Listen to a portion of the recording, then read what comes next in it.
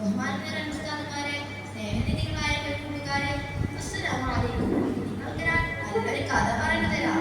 എന്റെ കഥയുടെ പേര് സൂക്ഷ്മതയ്ക്ക് കിട്ടിയ പ്രതിഫലം എന്നാണ് കേട്ടോ. നല്ല പച്ചപ്പ് നിറഞ്ഞ ശാന്ത സുന്ദരമായ ഗ്രാമം. വ്യത്യസ്ത വർണ്ണങ്ങളുള്ള പൂക്കൾ അവിടെ നിരന്ന് നിൽക്കുന്നുണ്ടായിരുന്നു. അതിന്റെ മധ്യത്തിലൂടെ തെളിമയാർന്ന വെള്ളമുള്ള ഒരു നദി ഒഴുകുന്നുണ്ട്. അതിലെ വെള്ളത്തിലെ ഇളകിയ ശബ്ദങ്ങളും പക്ഷികളുടെ ചിലച്ചിലുമല്ലാതെ അവിടെ ആകെ ഒട്ടും കേൾക്കാനില്ല.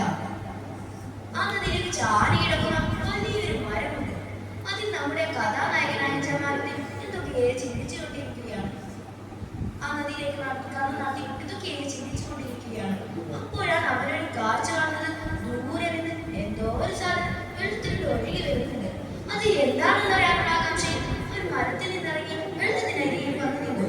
എന്നിട്ട് സൂക്ഷിച്ചു നോക്കാൻ തുടങ്ങി.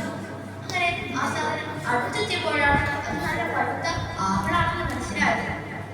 അവൻ അതെടുത്തു. വിശപ്പ് കൊണ്ടോ ആഗ്രഹം കൊണ്ടോ അറിയില്ല, 5 കടിക്ക് അവനെ തകർത്താക്കി. പക്ഷേ കഴിച്ചു കഴിഞ്ഞപ്പോൾ കുറ്റബോധം തുടങ്ങി. കഷ്ടം, അന്യന്റെ ഒരു പഴം അനുവാദമില്ലാതെ കഴിച്ചിരിക്കുന്നു. ഇന്നേ വരെ ഹറാമായി ഭക്ഷണം കഴിച്ചിട്ടില്ലാത്ത എന്റെ വേറെ ഹറാമായി പഴമെത്തിയിരിക്കുന്നു. അവൻ വളരെ വിഷമമായി. എന്നിട്ട് അതിന്റെ ഇടമേ അന്വേഷിച്ച് അവൻ പുറപ്പെട്ടു. ആ നദിക്കരികിലൂടെ നടക്കാൻ തുടങ്ങി. അങ്ങനെ കുറെ ദൂരം എത്തിയപ്പോൾ അവനൊരു ആപ്പിൾ തോട്ടം കണ്ടു. അങ്ങനെ അവിടെ ചെന്നപ്പോൾ ഒരു വൃദ്ധൻ തോട്ടത്തിൽ പണിയെടുക്കുന്നത് കണ്ടു. അതായിരിക്കും തോട്ടത്തിന്റെ ഉടമെന്ന് മനസ്സിലാക്കി അയാളുടെ അടുത്ത് ചെന്ന് അവൻ കാര്യം പറഞ്ഞു. അപ്പോൾ വൃദ്ധൻ പറഞ്ഞു, നിനക്ക് ഞാൻ പൊരുത്തു നിൽക്കണമെങ്കിൽ എന്റെ കൂടെ 10 വർഷം ഈ തോട്ടത്തിൽ പണിയെടുക്കണം. എന്നാൽ മാത്രമേ ഞാൻ പുറത്തു തരുള്ളൂ. ഇത് കേട്ട് ജമാൽ തരിച്ചു പോയി. 10 രൂപയുടെ രാവിലെ 10 വർഷം പണിയെടുക്കുക. പക്ഷെ പറഞ്ഞിട്ട് കൊടുങ്ങി. ഒരു ആപ്പിൾ വാങ്ങി കൊടുത്താൽ മതിയില്ലേ? ഈ എന്ത് ചെയ്യാൻ? പൊരുത്തം വേണമല്ലോ. അവൻ പണിയെടുക്കാൻ സമ്മതിച്ചു. അങ്ങനെ പണിയെടുത്തു തുടങ്ങി. മാസങ്ങളും വർഷങ്ങളും കഴിഞ്ഞു. വയസ്സ് കൂടി വരുന്നു. അവന്റെ 10 വർഷം കഴിയാറായി.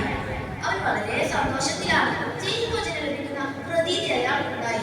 കാരണം ഈ കുറച്ച് ദിവസങ്ങൾ മാത്രമേ ഉള്ളൂ.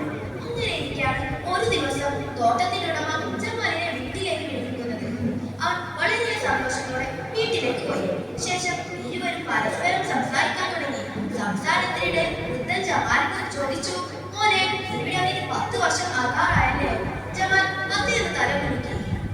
അപ്പോൾ വൃദ്ധൻ പറഞ്ഞു, 10 വർഷം ആകാറായതൊക്കെ ശരിയാണ്. പക്ഷെ നിനക്ക് ഞാൻ പൊരുത്തം നൽകണമെങ്കിൽ ഒരു കാര്യം എനിക്ക് ചെയ്യണം. അതെന്താണെന്ന് ജമാൽ വൃദ്ധനോട് ചോദിച്ചു. അപ്പോൾ വൃദ്ധൻ പറഞ്ഞു, എനിക്കൊരു മകളുണ്ട്, അവളെ വിവാഹം കഴിക്കണം. ജമാലിന് സന്തോഷം ഇരട്ടിയായി. കാരണം ഇപ്പോൾ തന്നെ വയസ്സ് 27 ആയിരിക്കുകയാണ്. ഇനി നാട്ടിൽ പോയി പണിയെടുത്ത് കാശുണ്ടാക്കിയിട്ടാണ് കല്യാണമൊക്കെ കഴിക്കാൻ. ഇതിപ്പോ തേടിയവളി കാലി ചുറ്റിയ പോലെയായി എന്നൊക്കെ അവൻ ചിന്തിച്ചുകൊണ്ടിരുന്നു. അപ്പോൾ വൃദ്ധൻ തുടർന്നു, പക്ഷെ ഒരു പ്രശ്നമുണ്ട്. അവൾക്ക് കാണാനോ കേൾക്കാനോ സംസാരിക്കാനോ കഴിയില്ല. ഇത് കേട്ടതും ജമാലിന് കിളി പോയി. തീരന്മാര പോലെ കയറിയ സന്തോഷം അങ്ങനെ തന്നെ മടങ്ങിപ്പോയി. അവൻ മനസ്സിൽ പറയാൻ തുടങ്ങി, എന്റെ റബ്ബേ, എന്ത് ശിക്ഷയാണിത്? 10 വർഷം കഷ്ടപ്പെട്ട് പണിയെടുത്തതും പോരാനിട്ട് അന്തേയും ഭൂമയുമായ പെണ്ണിനെ വിവാഹം കഴിക്കുകയും ചെയ്യണം. പിന്നെ ജീവിതത്തിൽ എന്ത് സുഖമാണുള്ളത്? എന്തിന്റെ പേരിലാണ് ഇതൊക്കെ? ഒരു ആപ്പിൾ കഴിച്ചതിന്റെ പേര്. പടച്ചോനെ, ഇതിനു ഭേദം ആശ്രമത്തിൽ നിന്റെ ശിക്ഷയായിരുന്നു എന്നൊക്കെ അവൻ ചിന്തിച്ചുകൊണ്ടിരുന്നു. അങ്ങനെ അവൻ വളരെ ദുഃഖത്തോടെ ബാക്കിയുള്ള ദിവസങ്ങളിൽ കഴിഞ്ഞുകൂടി.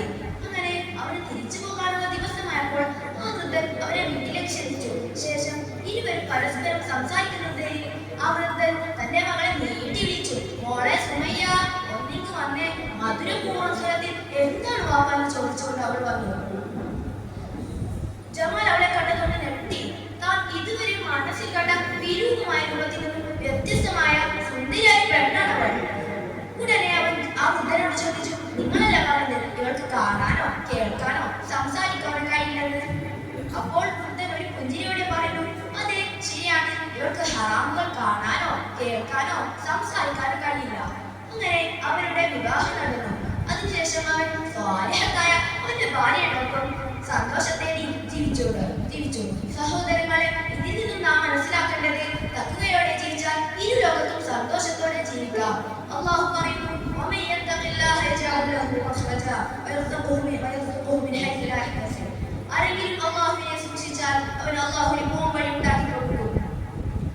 അവൻ അറിയാത്ത വഴിയിലൂടെ അള്ളാഹു റിസ്ക് കൊടുക്കുന്നതാണ്. ഇത്രയും പറഞ്ഞ് എന്റെ കുറച്ചു കഥ ഞാൻ നിർത്തുന്നു. അസ്സലാമു അലൈക്കും വറഹ്മത്തുള്ളാഹി.